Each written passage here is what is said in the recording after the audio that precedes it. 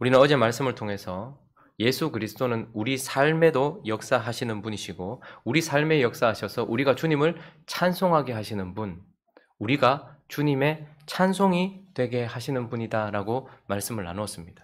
그리고 우리가 어제 시편 30편을 마무리하면서 이 시편 30편, 하나님을 향한 찬송, 하나님의 찬송이 된 이 순간에 드려진 시편 30편은 성전 낙성가다라고 말씀을 나누었습니다. 성전을 준비했던 다윗이 이 노래가 불려지는 순간 그것이 뜻하는 것은 무엇이었습니까?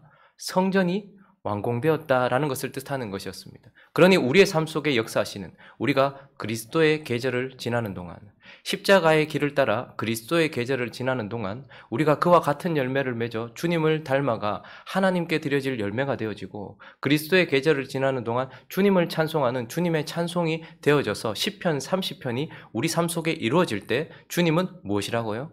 성전이 완성되었다라고 말씀하시는 시점이다라고 말씀을 나누면서, 예수 그리스도는 결국 살아계신 성전이시면서 우리를 주의 성전으로 만들어 가시는 분이다라고 이렇게 말씀을 마무리하였습니다.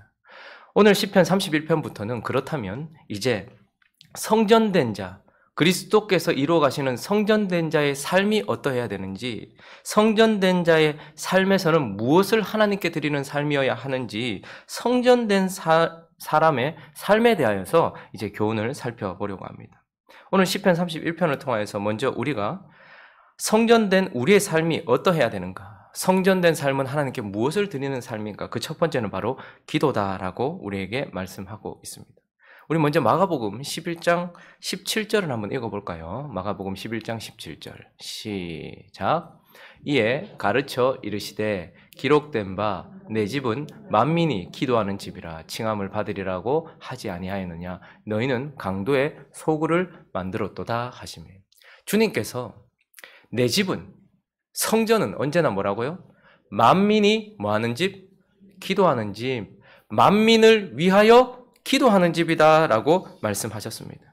그래서 시편 30편이 끝이 나고 이제 그 성전 낙성가가 불려지고 난 이후에, 성전이 완공되고 난 이후에 그 이어지는 시편 31편의 모든 내용들이 지금 무엇입니까? 대부분의 내용이 바로 기도인 것입니다.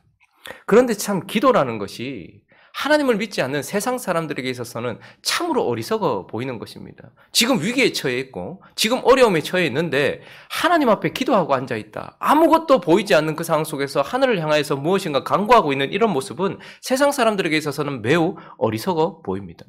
그러나 그리스도인들에게도 문제는 무엇이냐면 이 기도가 무용해 보인다라는 거예요. 이게 정말 실질적으로 느껴지지 않는다라는 것입니다. 그저 기도를 옵션처럼 생각한다라는 것이 문제입니다. 오늘 시편 31편에 나오는 기도의 내용들을 보시면요, 1절을 한번 보시면 지금 그가 무엇을 간구하고 있습니까? 여호와여 내가 죽게 피하오니 나를 영원히 부끄럽게 하지 마시고 주의 공의로 나를 어떻게 해달라고요? 건져달라고 기도하고 있어요. 지금 대적에게 둘러싸여 있고 뭔가 또 지금 힘들고 어려운 상황 가운데 죽음의 공포 앞에 서 있는 것 같아요. 그러니까 나를 건져달라고 지금 기도하고 있습니다. 그리고 9절부터 보시면 그는 지금 나를 건져달라고 기도했던 그가 9절에 보니까 내가 고통 중에 있다라고 지금 자기의 상황에 대하여서, 근심 때문에 눈과 영혼과 몸이 쇠하였다라고 지금 자기 상황에 대해 구체적으로 얘기하고 있어요. 10절도 보시면 슬픔으로 보내고 있어요. 내 일생을 나의 연수를 탄식으로 보내고 있어요. 지금 내 기력이 죄악 때문에 약해지고 뼈가 쇠하고 있다라고 지금 자기 자신에 대하여 아주 구체적으로 주님께 말하고 있습니다. 11절도 보시면 대적들 때문에 욕을 당하고 있고 친구들이 놀라서 나를 이제 피해버린, 모른 척 해버린다라고 말합니다. 더 나를 아프게 하는 것은 12절에 보니까 내가 잊어버린 바 됨이 죽은 자를 마음에 두지 않은 것 같고 깨진 그릇과 같다. 지금 나의 상태가 이렇다라고 지금 말하고 있습니다. 그리고 13절도 보니까 비방을 들었어요. 자기를 죽일 꾀를 부리고 있다라고, 지금 그런 상황 가운데 있다라고 지금 그는 나를 건져달라고 기도하고 있었고, 그리고 지금 이 현재 나의 상태가 어떤지를 아주 구체적으로 하나님께 아뢰고 있습니다. 그리고 17절 보니까요, 또 그가 기도하는 간구의 내용이 보니까 내가 주를 불러싸우니 부끄럽게 하지 마시고 악인들을 부끄럽게 해달래요. 그들이 수월로 내려가게 하시고 그들의 입을 닫아주시고, 그래서 18절에도 보니까 교만하고 완악한 말로 물의 의인을 치는 거짓 입술이 말 못하는 자가 되게 해주십시오 라고 이제 악인들에 대한 심판, 악인들에 대한 하나님의 행위, 이것들을 간구하면서 기도하고 있습니다. 자, 그런데 우리가 지금 이런 기도의 내용들을 보면서 우리가 기도하지 않는다고 무엇이 잘못되겠습니까? 잘 생각해 보십시오. 지금 나를 버리지 말라고 지금 1절에 간구하고 있어요. 여러분, 이는 다윗입니다. 하나님의 선택을 받은 자예요. 그리고 주의 하나님의 아들의 피값으로 구원받은 자예요. 그리고 하나님이 사랑하시는 자예요. 그런데 그러면 그 사랑하시는 자가 구하지 않는다고 하나님께서 안 구해 주시겠냐 이 말입니다. 자식이 지금 옆에서 죽어가는데 부모가 가만히 있을 부모가 없는 것처럼 지금 다윗이 지금 힘들어 죽어가고 있는데 구해주세요라고 하지 않는다 해서 하나님이 구해주지 않겠냐? 이런 생각 들지 않습니까? 여러분, 지금 너무 자기 상황에 대해서 구체적으로 말하고 있어요. 자기의 몸 상태가 어떻고 마음이 어떻고 9절부터 보면 구체적으로 말하고 있어요. 그런데 하나님이 모르십니까? 하나님은 안 보십니까? 우리를? 우리가 말 안 하면, 내 지금 마음이 어떤지 말 안 하면 모르시냔 말이에요. 하나님이 지금 내가 어떤 상태인지, 내가 지금 어느 지점에 와 있는지, 내가 내 상황을 구체적으로 아뢰지 않으면 모르시냐 이 말입니다. 그리고 17절에 악인들에 대하여 하나님께서 심판해달라고 구하고 있는데 하나님이 악을 참아 보시겠습니까? 하나님이 교만하게 대적하고 있는 악인들을 그냥 내버려 두시겠냐는 말입니다. 공의의 하나님이시고 정의의 하나님이신데 그렇게 하시겠냐는 말입니다. 내가 말 안 한다고 내 상황 모르는 것도 아니고, 내가 하나님께 도움 요청하지 않는다고 해서 자식을 버릴 뿐도 아니고, 하나님이 악인들을 그냥 놔두라고 내가 애써도 하나님이 악을 심판하실 뿐인데 이런 마음이 들지 않습니까? 그러다 보니까 하나님 다 아시는데 하나님 하실 것인데 이런 마음 때문에 기도를 멈추는 경우가 얼마나 많은지요. 그러나 오늘 본문 말씀을 통해서 우리가 기억해야 될 것이 있습니다. 기도는 무엇입니까? 결국 그가 지금 간구하고 있는 모든 바램들이 실제가 되게 하는 것입니다. 그는 지금 마음으로 많은 것을 바라고 있습니다. 1절에 보니까 건져 달라는 바램을 가지고 있어요. 지금 나를 이 고통 가운데 건져 주셨으면 하는 강한 바램을 가지고 있습니다. 지금 나의 상태가 아주 심각하다는 것을 알아주셨으면 하고 지금 자기의 현재를 아뢰고 있어요. 알아주셨으면 하는 바람이 있습니다. 악인들, 그러니까 자기를 괴롭히는 자가 아니라 하나님께 교만한 악인들을 하나님께서 심판하셔서 더 이상 교만하게 행동하지 못했으면 하고 바라고 있단 말입니다. 그러나 이 바람이 실제가 되게 하는 것은 기도인 것입니다. 그래서 하나님은 우리의 입술을 통하여 기도하라고 하시는 것입니다. 그리고 2절 말씀을 볼까요? 내게 귀를 기울여 속히 건지시고, 자 읽습니다. 시작. 내게 견고한 바위와 구원하는 산성이 되소서. 지금 하나님에 대하여서 바위가 되어주시고 산성이 되소서라고 말해요. 그런데 3절은 이렇게 말하고 있습니다. 3절 읽어볼까요? 시작. 주는 나의 반석과 산성이시니 그러므로 주의 이름을 생각하셔서 나를 인도하시고 지도하소서. 3절은 주는 반석과 산성이라고 이미 정의 내리고 있어요. 그리고 우리가 성경을 통해서 아는 것처럼 하나님은 이미 반석이시고 산성이십니다. 그런데 지금 3절에는 주님이 그냥 단순하게 산성, 반석이 아니고 나의 반석, 나의 산성이라는 정확한 진리를 가지고 있어요. 그런데 2절로 다시 돌아가 보시면 뭐라고 말합니까? 견고한 바위가 구원하는 산이 되소서. 이미 바위이신 분이고 이미 산성이신 분인데 왜 그런 분이 내게 그런 바위가 되시고 산성이 되시라고 하냐 말입니다. 무엇입니까? 하나님과 하나님의 뜻과 진리가 역사가 되게 하는 것.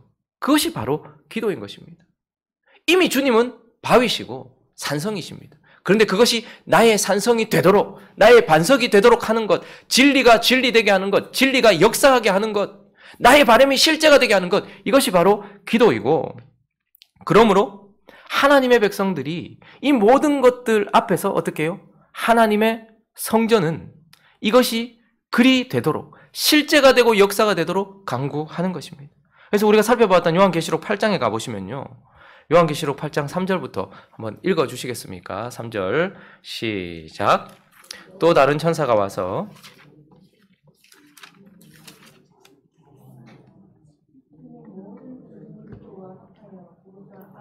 금제단에 드리고자 함이라. 향연이 성도의 기도와 함께 천사의 손으로부터 하나님 앞으로 올라가는지라. 천사가 향로를 가지고 제단에 불을 담아다가 땅에 쏟음에 우레와 음성과 번개와 지진이 나더라. 계시록 8장은 7째 봉인이 뜯어지는 상황입니다. 그러니 심판이 시작되는 상황입니다. 그런데 3절에 보니까 다른 천사가 와서 제단 곁에 서서 금향로를 가지고 있어요. 그리고 많은 향을 받았대요. 금향로에 향이 있어요. 많은 향이 있어요. 그리고 또 하나 뭐가 있습니까? 이는 모든 성도의 기도와 합하여, 그러니까 금향로와 거기에 있는 향이 있고 또 성도들의 기도가 있어요. 그래서 이것이 합하여져서 어떻게 되는 거예요? 보좌 앞 금제단으로 드려지려고 하고 있습니다. 아마 금향로에 있는 기도는 우리의 중보자 되시는 예수 그리스도의 기도이실 것일 수도 있고 우리의 내면에서 중보하시는 성령의 중보일 수도 있을 것입니다. 그리고 또 하나 다른 향이 있어요. 무엇입니까? 우리가 그리스도와 같은 열매를 맺고 그리스도를 찬송하는 성도, 주의 성전된 자들의 기도가 합하여서 보좌 앞 금제단에 드려지고 있습니다. 4절에 보니까 향년이 성도의 기도와 함께 원래 하나님께 드려지고 있었던 하나님이 받으시는 기도는 그 아들의 간구와 성령의 간구밖에 없습니다. 그런데 그로 말미암아 성전된 자들이 함께 어떻게 해요? 4절에 보니까 향년이 성도의 기도와 함께 천사의 손으로부터 하나님께 올려져요. 그리고 난 이후에 어떻게 됩니까? 그것을 땅에 쏟음에 심판의 역사가 시작되는 것을 보게 됩니다. 하나님은 이미 심판하시려고 계획하고 계세요. 하나님은 이미 심판하십니다. 그런데 무엇이 있습니까? 하나님의 뜻이 있고 그 뜻을 이루기 위한 성도들의 기도가 하나님께 올려드려졌더니 그때서야 하나님의 뜻이 실제가 되고 하나님의 진리가 역사가 되어지는 것을 보게 되는 것입니다. 그러므로 성도란 무엇입니까? 주의 성전이란 무엇입니까? 하나님의 뜻과 우리의 바람이 이루어지도록 끊임없이 우리 안에서 만민을 위하여 기도하는 집, 이것이 바로 성전된 자의 삶의 첫 번째 특징인 것입니다. 그리고 두 번째, 오늘 시편 말씀을 통하여서 성전된 자의 삶은 어떠해야 되는지, 무엇이 하나님께 드려지는 것이 성전의 모습인지, 두 번째는 바로 찬송입니다. 찬송. 역대상 16장을 한번 가볼까요? 1절 말씀을 한번 보겠습니다. 시작. 다윗 하나님의 궤를 메고 들어가서 다윗이 그것을 위하여 친 장막 가운데 두고 번제와 화목제를 하나님께. 지금 이 장면은 무엇이냐면 다윗이 그렇게 원했던 하나님의 언약궤 있죠. 그것을 드디어 자기의 성으로 하나님의 언약궤를, 하나님의 임재를 상징하는 하나님의 언약궤를 자기의 성으로 가지고 왔어요. 그리고 성막을 만들었죠. 다윗은 성전을 짓지 못했습니다. 그리고 성막을 만들어 놓고 어떻게 해요? 성전을 준비하는 자였는데 그 가운데 하나님의 궤가 드디어 들어왔어요. 그랬더니 자 4절, 그리고 나서 곧바로 4절 읽어봅니다. 시작. 또 레위 사람을 세워 여호와의 궤 앞에서 섬기며 이스라엘의 하나님 여호와를 칭송하고 감사하며 찬양하게 하였으니 아삽은 우두머리요, 그 다음은 스가랴와 여이엘과 스미라목과 여이엘과 마따디아와 엘리압과 분하야와 오벳에돔과 여이엘이라. 비파와 수금을 타고 아삽은 재금을 힘있게 고 제사장 분하야와 야시엘은 항상 하나님의 언약궤 앞에서 나팔을 부니라. 무엇입니까? 하나님의 언약궤, 하나님의 임재가 그 안에 들어왔을 때에 그가 가장 먼저 한 것은 무엇입니까? 레위인들을 세우고 반차를 따라서 항상, 그러니 그 반차들을 따라서 항상 하나님 앞에서 뭐 하게 하는 거예요? 하나님을 찬송하게 하는 것이었습니다. 하나님의 임재가 그 안에 시작된 자에게 성전을 준비하고 있었던 다윗이 가장 먼저 했던 것, 끊어지지 않는 찬송이 하나님께 올려지도록 하기 위하여서 애쓰고 있는 모습을 보게 됩니다. 그래서 19절부터는 이제 그의 찬송이 드러나고 있는데 21절 한번 읽어볼까요? 21절 읽습니다. 시작. 여호와를 찬송할지어다. 견고한 성에서 그의 놀라운 사랑을 내게 보이셨음이로다. 내가 놀라서 말하기를 주의 목전에서 끊어졌다 하였사오나 내가 주께 부르짖을 때에 주께서 나의 간구하는 소리를 들으셨나이다. 지금 31편은 내용 전체가 기도고, 그리고 이어지는 것은 무엇입니까? 찬송입니다. 성전 낙성가가 불려지고 난 이후에 이어지는 시편 31편에 성전이 완성되고 성전에서는 무엇이 드려져야 되는가? 기도가 드려짐과 함께 무엇이 드려지고 있습니까? 하나님을 향한 찬송이 계속해서 드려지고 있는 것을 보게 됩니다. 23절과 24절도 읽어볼까요? 시작. 너희 모든 성도들아 여호와를 사랑하라. 여호와께서 진실한 자를 보호하시고 교만하게 행하는 자에게 엄중히 갚으시느니라. 여호와를 바라는 너희들아 강하고 담대하라. 무엇입니까? 하나님을 향한 찬송이 올려지고 있고 성도들을 위한 찬송, 성도들과 함께 하나님을 찬송하고 있는 찬송이 올려지고 있는 것입니다. 성전된 자의 특징, 그것은 바로 찬송을 하나님께 올려드린 겁니다. 왜요? 찬송이 뭐길래? 기도는 하나님의 뜻을, 하나님과 하나님의 뜻과 성도들 안에 있는 바람이 역사가 되고 실제가 되게 하는 것이라면 찬송은 무엇입니까? 그렇게 역사가 되고 실제가 되게 하신 하나님을 높이는 것입니다. 그리고 하나님을 드러내는 것입니다. 그리고 또 찬송은 어제 우리가 살펴봤던 시편 30편 4절 말씀처럼 읽어볼까요? 시작. 주의 성도들아 여호와를 찬송하며 그의 거룩한 이름을 기억하며 감사하라. 주의 성도들아 여호와를 찬송해라. 왜요? 그의 거룩함을 기억하며 라고 되어 있지만 어제도 말씀드렸던 것처럼 기억하기 위하여 감사하라는 것. 찬송이란 우리의 기도를 통하여 진리가 역사되게 하시고 바람이 실제가 되게 하신 하나님을 높이는 것이요. 그 하나님을 드러내는 것이요. 그 하나님을 기억하게 하는 것입니다. 그래서 찬송이 계속해서 올려지도록 하고 있는 것입니다. 말씀을 정리하겠습니다. 세상에는 두 종류의 집만 있습니다. 첫 번째는 신전입니다. 그리고 두 번째는 성전입니다. 하나님이 사시는 집이 되거나 아니면 우상이 살고 있는 집이 되거나 세상에 있는 모든 사람들은 신전이나 성전 중 하나입니다. 신전의 특징은 무엇입니까? 자기가 섬기는 신을 위한 열심과 인간적 행위가 있습니다. 그리고 그것을 이루고 성취하면 어떻게 합니까? 자기 자신을 높입니다. 그러나 성전의 특징은 무엇입니까? 하나님을 향한 간구와 기도가 있는 것입니다. 그리고 성전은 그 간구를 들으시고 역사하신 하나님을 높이는 찬송이 있는 것입니다. 그래서 오늘 본문 말씀에 마무리하면서 오늘 이 31편의 표제어가 무엇입니까? 다윗의 시 인도자를 따라 부르는 노래. 우리는 신전이었던 우리가 그리스도로 말미암아 구원을 받고 그의 성전이 되었습니다. 그래서 이제 성전된 자는 특별히 찬송과 기도를 올려드리는 자인데 오늘 표제어처럼 무엇을 따라? 인도자를 따라 진정한 성전 되신 예수 그리스도, 우리의 인도자이신 예수 그리스도의 기도를 따라 기도하는 자요. 예수 그리스도께서 하나님께 올려드리신 영광을 본받아 그를 찬송하는 그런 성전이다라는 것을 기억하시면서 저와 여러분이 성전이라는 증거는 우리 안에서 끊어지지 않는 기도가 있을 때입니다. 기도는 옵션이 아닙니다. 기도는 준비가 아닙니다.